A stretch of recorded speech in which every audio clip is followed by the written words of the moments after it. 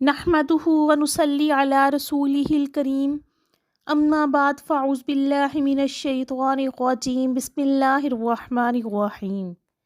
سورۃ الفاتحہ اگرچہ قرآن حکیم کی مختصر صورتوں میں سے ہے، اس کی کل 7 آیات ہیں، لیکن یہ قرآن حکیم کی عظیم ترین صورت ہے۔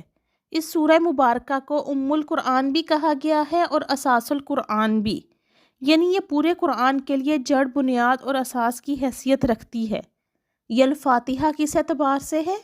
فتح یفتح کے معنی ہے کھولنا۔ چونکہ قرآن حکیم شروع اس صورت سے ہوتا ہے، لہٰذا یہ الفاتحہ یا اوپننگ سورہ افتح قرآن ہے۔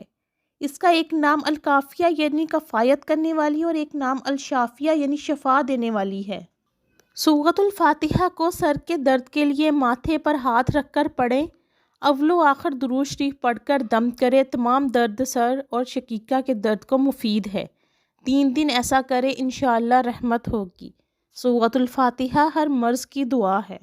ایک روایت میں یہ بھی ہے، اگر جسم میں کہیں درد ہو تو درد کی جگہ پر ہاتھ رکھ کر 7 مرتبہ سورۃ الفاتحہ پڑھے، انشاءاللہ آرام ملے گا۔